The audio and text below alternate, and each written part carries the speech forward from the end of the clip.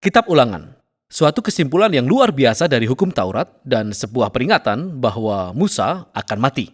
Nah, untuk memahami kitab ini, kita harus mengingat kisah sebelumnya. Israel telah dibebaskan dari perbudakan di Mesir. Lalu mereka menghabiskan 1 tahun di Gunung Sinai. Disinilah mereka membuat perjanjian dengan Allah untuk menaati hukum Taurat. Kemudian mereka mengembara di padang gurun selama 40 tahun, sebelum mereka sampai ke sungai Yordan yang terletak persis di seberang tanah perjanjian yang sudah dijanjikan Allah bagi mereka. Mereka siap memasuki tanah perjanjian. Disinilah kitab Ulangan dimulai. Dan kitab ini berisi pesan-pesan Musa. Musa memberikan pesan-pesan terakhir ini seperti sebuah obrolan dengan generasi baru Israel yang akan pergi ke negeri ini. Pesan-pesan ini terbagi ke dalam 3 bagian besar.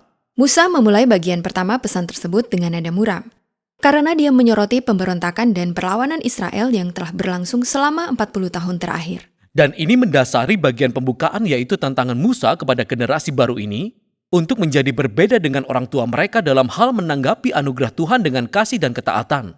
Musa mengingatkan mereka tentang 10 perintah Allah yang merupakan dasar dari perjanjian dengan Allah. Lalu Musa menyampaikan bagian yang sangat terkenal ini. Dengarlah hai orang Israel, Tuhan itu Allah kita, Tuhan itu esa. Kasihilah Tuhan Allahmu dengan segenap hatimu, dan dengan segenap jiwamu, dan dengan segenap kekuatanmu. Nah, dalam tradisi Yahudi, hal ini disebut Shema. Karena kata Ibrani pertama dalam kalimat ini adalah Shema Israel. Ini menjadi doa yang sangat penting bagi orang Yahudi. Doa ini diucapkan 2 kali sehari. Doa ini menekankan kepada komitmen khusus umat Israel kepada Allah.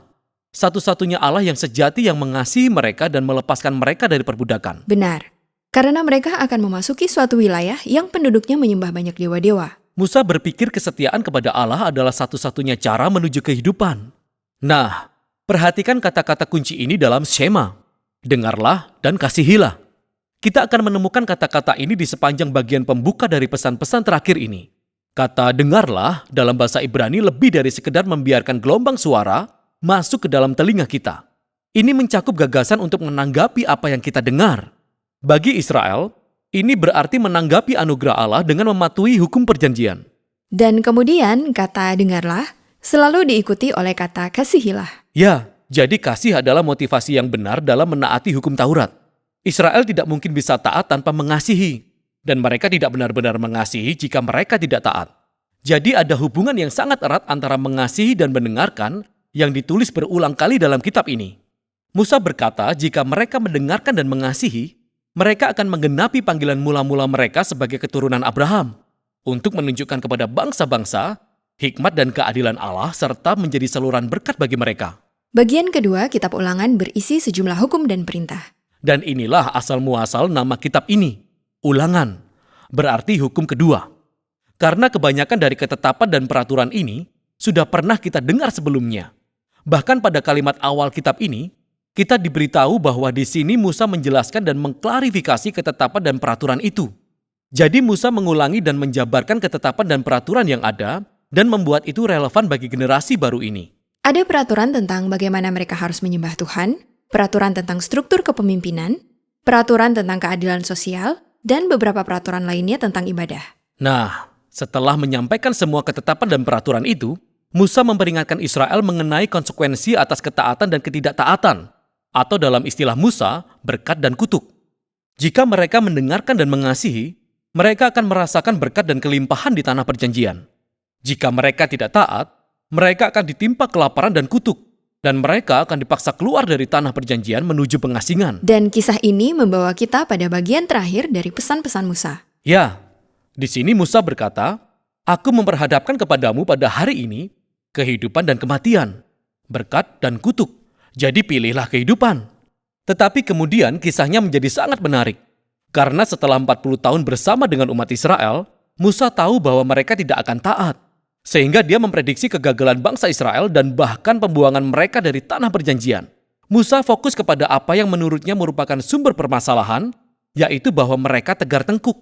Seolah-olah bangsa Israel tidak mampu untuk mengasihi Allah dengan cara yang membawa kepada ketaatan. Tetapi sebenarnya ini bukan hal baru bagi Israel. Ya, bahkan Musa ketika mengucapkan kata berkat dan kutuk, dia mengaitkan kisah Israel dengan kisah manusia di masa lalu dari Kejadian pasal 1-3.